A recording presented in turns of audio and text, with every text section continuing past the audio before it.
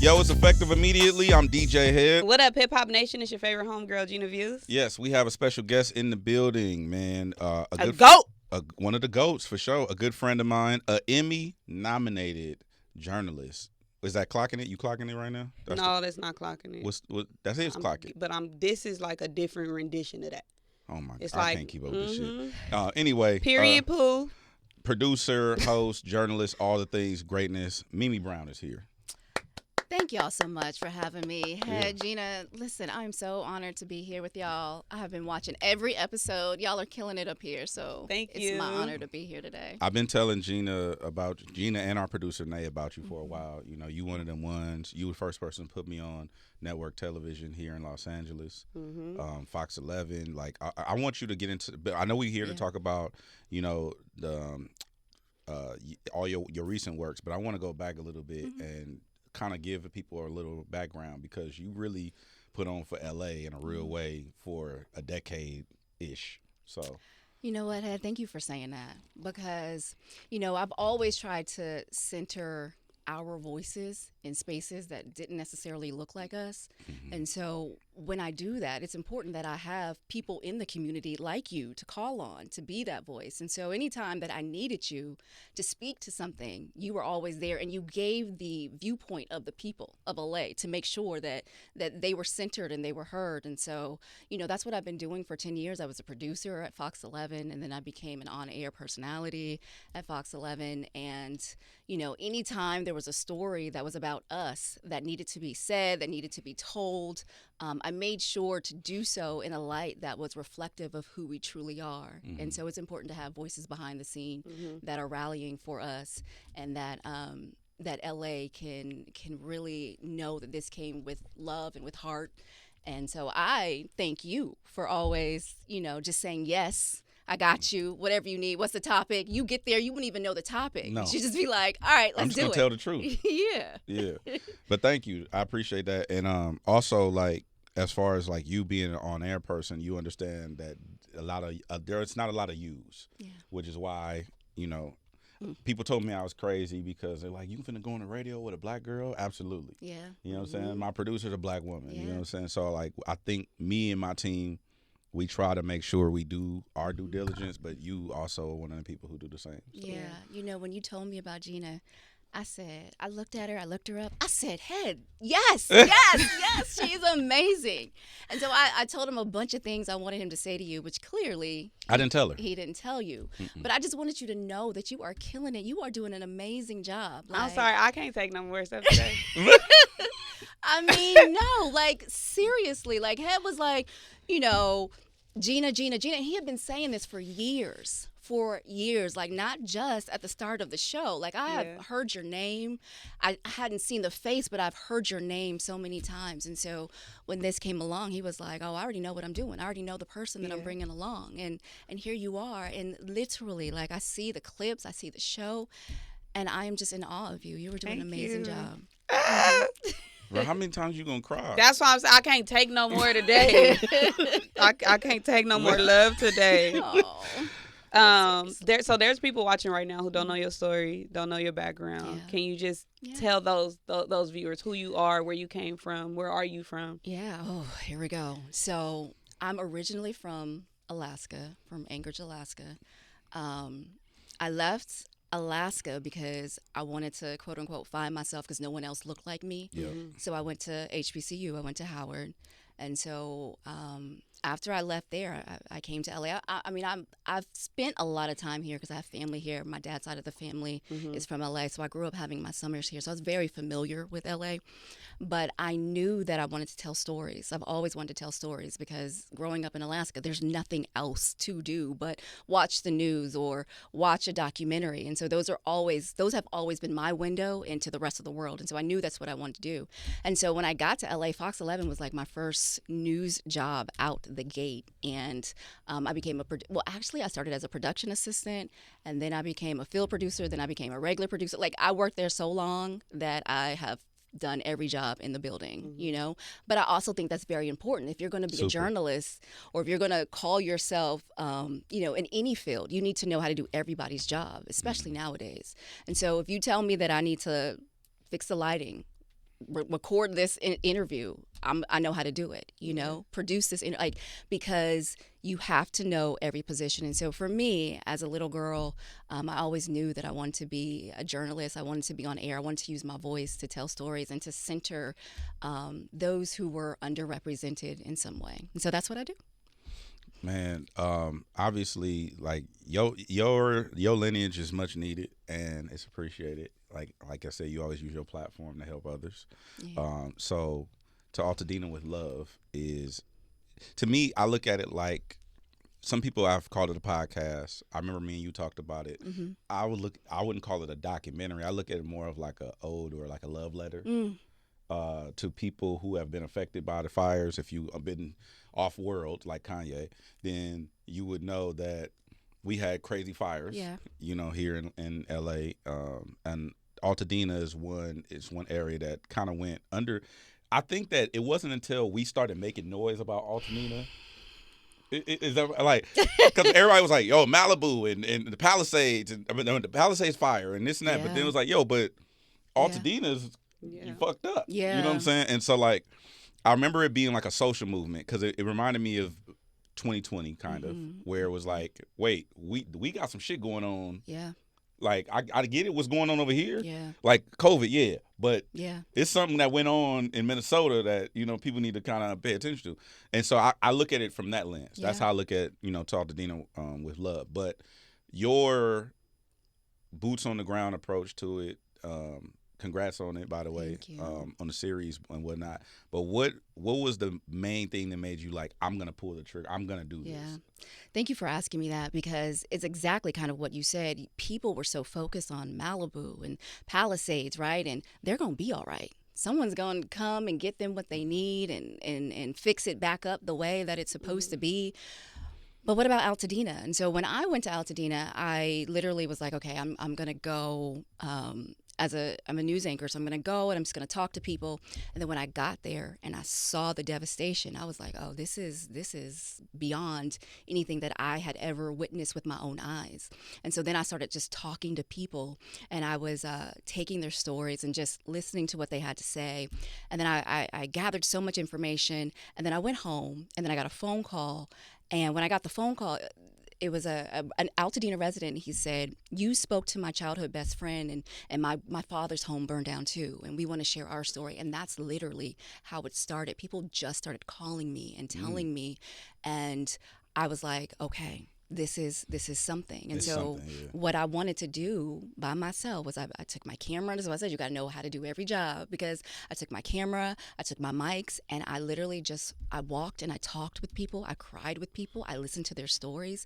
And then I realized that this is a series. This is news. This is information that the rest of the world needs to know, because it's not just 9,000 structures that burned down. These are people's homes. These are people's lives. You know, you hear the story of, you know, my father had dementia, and so now, you know, I have to take over this home and help him, you know, do the paperwork. You hear the stories of the lady walking through her house at 3:45 in the morning because she didn't get the warning on time that the fires were coming, you know, or the person who can't rebuild because grandmother died and the house was in a trust, and now the insurance won't pay the money to the son. You know what I mean? And so there's just so many stories, and what you want to do, what my goal has always been, is to humanize these stories so that people care. Because if you care, then you'll do something about it, and that you'll help.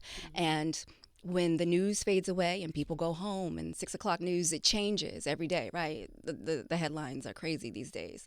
I wanted to use my platform to make sure that Altadena stays in the news, and that people continue to care and to donate and to get in the city, in the town, and do things that will help the residents rebuild properly. I think it's important to note too, like, you just went out there, like you say, you got your camera, your mics. It wasn't like, oh, you know, so-and-so is funding me to go do this. It was just like, you know what, I'm going to do what I do and utilize it for this reason. There was no funding. In fact, I've spent more than I've ever made, right? Like, I haven't made anything. It is just the type of person that I am. I believe in the power of storytelling. I believe in making us and our stories center. I've always felt like that. I working in the newsroom, I see the way that sometimes our stories are told, and they're not always told in the best lens. And I wanted to make sure that if I have the power to change that, then I want to do that. And so, I just went out there with whatever I had, my equipment, and I kind of, wanted to tell stories. And I ended up finding people. When I say, like, y'all, I can't even explain to you how much this community just still needs love. Like, it's just past the 100-day mark, and things are still just kind of getting started in the rebuilding phase, right? They still need all the things that they needed mostly on day one. Yeah. It really hasn't gotten to the point where I think some of the other cities, Malibu or Palisades, have gotten. People are still fighting insurance. They're fighting predatory buyers who want to come in and buy properties. There are renters who are squatting right now because their landlords won't turn the water or the gas or the electricity back on, and they have nowhere else to go. I mean, there are so many stories and so many things that are still happening in this town. And so in Altadena, to Altadena with Love, we what's the word? Chronicled? Yes, we chronicled each, we picked like six families, and we chronicled their stories. And so episode 1, we just talk about, when the fires began. And episode 2, we talk about redlining, which I think is very, very important because we have to understand how all the Black people got to West Altadena in the first place. They weren't allowed to live on the east side of town. And so when the fires came, they disproportionately affected West Altadena. And that's why you see so many Black homeowners displaced because they were redlined there in the first place, right? And historically, if you look back, these communities don't come back the same way. Nope. That they did once something catastrophic has happened. Like I was happy that you focused on that too, in that specific one is because I just finished a book called The Color of Law, and it's about socioeconomics, but also just redlining in general and stuff like that. I wanted to dive into a little bit more episode 3, when the warnings came too late, because people didn't believe that people didn't know. Yeah. Because it's like everybody's on social media, but everybody's not on social media. And people be like, how did you not know? It's like, well, some people don't fucking know. You know what I mean? Like, I actually know one human with a flip phone. Like right now today has a flip phone. Wow. I'm like, well, how do you even use? He's like, I don't. Yeah. I just use my call or text me, and I text one letter at a time on the. And I'm like, what? Who's still doing that? But I know people with landlines, just house phones. My grandmother, just straight up house phones. Yeah. So during this process, I know you talked to more than just the Mitchell family or not, but did you find a lot of people didn't know that the fires were coming? Listen. Like how many? Like what was that? I was shocked to find out that. So this is the main theme that I heard. These hills have been on fire before. These mountains have been on fire before. So people didn't really think that they needed to evacuate or take it too seriously because they've seen the fires before in that area. They kept saying Eden Canyon has been on fire before. Right. This is nothing new. And so people went about their day as normal. And it wasn't until, again, 3:45 a.m. that phones went off, that they got the evacuation notice. And by then, it was too late. Like, it was like, where do I go? What do I do? People were scrambling. They were going to, and not to mention, there was parts of West Altadena that are so far in the hills that they don't have cell service. They don't have, they depend on Wi-Fi. So if there's no power. Wi-Fi cut. You're done. You're done. So a lot of people did not even know that this was coming. And so when they found out, they were going house to house rescuing the elders, the neighbors who were bedridden in wheelchairs. I mean, there was just, that community saved itself. Facts. That's what happened. It wasn't the fire, department. It was the community that went door to door and saved itself. Literally. That's how they got out. While you're capturing these stories and talking to these families, interviewing them, how are you affected?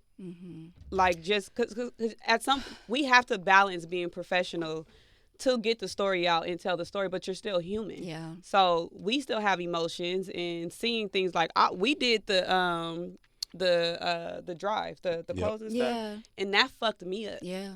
literally went to one of my friend's house because her house was about to be on it was close to the fires, and I broke down and it wasn't even my house. Yeah. So I know with you being in the midst of it, talking to these families, interviewing them, you have to have been affected some way. Yeah. No, it is. You know, when you're a journalist, you're supposed to like be stoic, right? Yeah. That is not the case in this. Like, but I find that what's crazy is, to be honest with you, in episode 4, we talked to Ariane Taylor and her family. I still talk to her every day. And when I say she be encouraging me, you know what I mean? And she's lost everything, right? But she's encouraging me because you're right. It is such a heavy lift.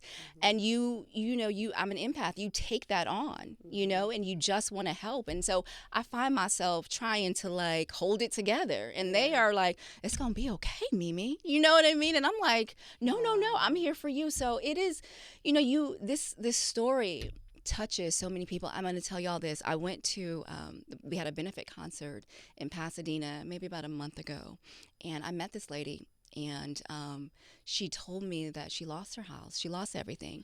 But what made this story, like what made me lose it, was that her son was in the war, and all of his things were in the house. So the flag that he was buried in, all of his pictures, all of his childhood memories, everything that she had that reminded her of her son burned in the fire.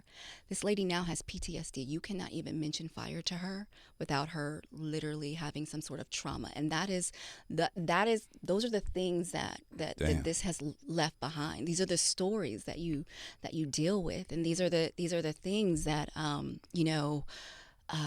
you hope that if you tell it correctly, you trigger someone to donate to her rebuilding fund. You know what I mean? And so that is literally my hope in all of this, because like I said, each of these stories, each of these structures has a story.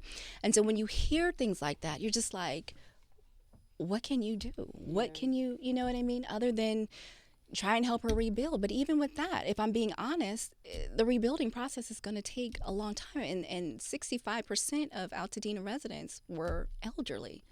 And so we're looking at a long time before a lot of these people can even return home. And so, it feels like a huge weight.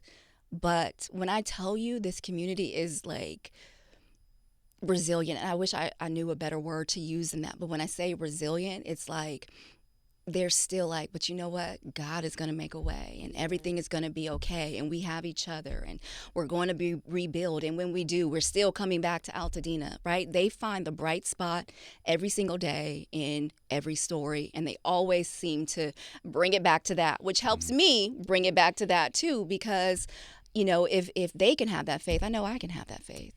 Gina said the toll that Gina brought it up where the toll it takes on you to do something like this, to shoot a piece, to get the edit. Like it's not like you could just go talk to somebody and it's over with. Oh no, and you walk away. Like you have to go and you have to sit with them. And you have to figure out, okay, how I'm gonna respectfully present this story. You know what I mean, without feeling like you are taking advantage of their situation and whatnot. And I remember when the fires first happened, I don't remember. Gina and Nick Cannon told me I was the first one, but I remember I was like, all right, we shutting down hip hop. Yeah. It's shit going on in the city. We was in the middle of a new rap beef. Yeah. I like to stand on chairs when niggas start rapping, and we said, fuck all y'all. Yeah. All y'all rapping, it does not matter. Yeah. When Hed led he led that. Yeah. You did. Because he even he shook me up where he's like, no, we only posting this. That's it. He was collabing with me on all the posts. Yep. He didn't know this, but he became my number one source for what was going on with everything. So my question, I guess, to you is like, because we made that pivot at that time to shut everything else down, but there were still people like throwing parties and like it was shit going on. So in the midst of you concerts, it was full on shit going on. Like niggas was outside. Yeah. And then you go to Altadena and you're talking to families who's lost everything. Her son's everything is gone, right? Yeah. Do you build resentment while doing a piece like this and knowing that people are continuing on like nothing happened? Because me personally, I didn't feel a way for people who weren't invested. Yeah. Because I don't believe that people care anyway. But I'm not emotionally intelligent, I guess. I wouldn't say that. But I wouldn't say resentment, but I thought it was extremely insensitive, right? Yeah. That's really what I thought. I mean, even for me, like even when the Oscars went on, I was like, we doing this? Okay. You know what I mean? But it you know, I think people find a way to say, okay, well, we're going to bring firefighters on stage and we're going to give a shout out and we're still going to go about life as normal. But I think we just have to remember that there is no life as normal for these people. Like I've heard stories like someone told me the other day, it was Arian, I'm going to keep using her because I love her to death. But, you know, she was going to tell her son to go get his soccer shoes, you know, but the shoes aren't there. So when we say life as normal, they go about the day and then remember that life has changed for them, you know? And so I just think that we as LA, we have to remember, we have to kind of hold each other accountable, and we have to save space for our brothers and sisters in Altadena, because I don't think the rest of the world is going to. And so when we're moving and shaking and we're doing all the things, let's remember that life is different for an entire town of people who look just like us. And so, you know, Hed, I saw the post. I saw what you were doing. You know, you were in the community, and I wanted to reach out. But listen, I had my camera. I was carrying like 20 pounds of equipment, trying to get out there and tell the stories. And I'm so grateful because I wanted to do something. Yeah. And that was my way of doing something. And to be honest with you, the love that so many people have showed this series, I never imagined that it was going to get the reaction that it had. Because I'd take my 15 hours of audio and video equipment and come home and sit at my kitchen table and put it together. And now for it to be, you know, it's going to be honored at the Culture Creators BET Brunch Award this weekend. You know what I mean? And to be able to talk, to get up in front of the crowd and talk about the series and invite families who I featured in the series to be honored. And I'm just so grateful to everyone who has shown me love when, you know, on this series. So congratulations. That's really good. Thank you. Is this something that you plan to do another, like? Oh, yeah. This ain't it. I have made a commitment. Like, you know me. Yeah. Like, once I say, like, once you make your mind up, that's it. Is it? I am 10 toes down on centering Altadena and the stories, and I plan to do a season 2. I want to do it a little bit more. So it's just me. So I did like five episodes. You know, I'm hoping to get some more funding so that I can do more episodes and feature more families and just get the word out. You know, this process is going to be forever. Yep. This is, you know, even now from, you know, this focus on what happened a couple days after the fire, but even now, just trying to figure out what life is like now, to rebuilding, to getting back into the house, to what life is like now. Like there's just so much here, and I just don't want this town to be forgotten. Right. Is there a way to filter? Because I remember when everything was going down, like I got so many spreadsheets of GoFundMe links, and is there a way that we can better centralize assistance for people, for the residents? You know, I've been looking into that and finding like one central place. But to be honest with you, I think most people just need the money. Yeah. And so donating sometimes to some of these other places and then allowing them to filter the money, I wouldn't advise that. Yeah, no, I went direct. Yeah, you go direct. And so with that being said, right now, the spreadsheets of the families is really technically the only way to get money directly to them. I know churches have helped and things like that, but if you're really trying to bless someone, you go directly to their link. Is there a way to... is there a way that you can help direct people as far as families that you know for a fact you have verified because you were on the ground? Is there a way that people can just reach out to you and be like, hey, Mimi, can you shoot me a link for a family? You can go to altadenawithlove.com, and there is a contact page on there, and there's instructions, and then I can lead you and tell you what to do, where to go, where your money or your resource or whatever you would like to help with would be most impactful. Bet. Because I was taking donations. I think I still have like $1,300 from the money that I was taking from just random people. Like, you know, artists were sending me money. Like, hey, bro, you know, shout out to my boys in Texas, Trey the Truth, you know, like Mr. Rogers. Everybody was just sending money, and I'm like, I still, right now, I think I still have $1,300 in that separate like account for families and stuff. So I'm gonna go do that myself. Okay, listen, I know tons of families that would be just grateful. I mean, I think the hardest part is people have to realize like their house burned down, but they still have to pay mortgage, right? They still have to find a place to live. They still have expenses. They have no clothes, no nothing. They have to start over, right? It doesn't stop, you know. They're now responsible for two things versus one thing.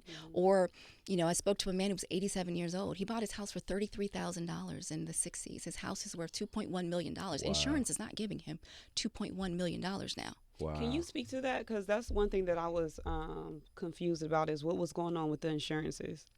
Yeah, so that is a big mess right now.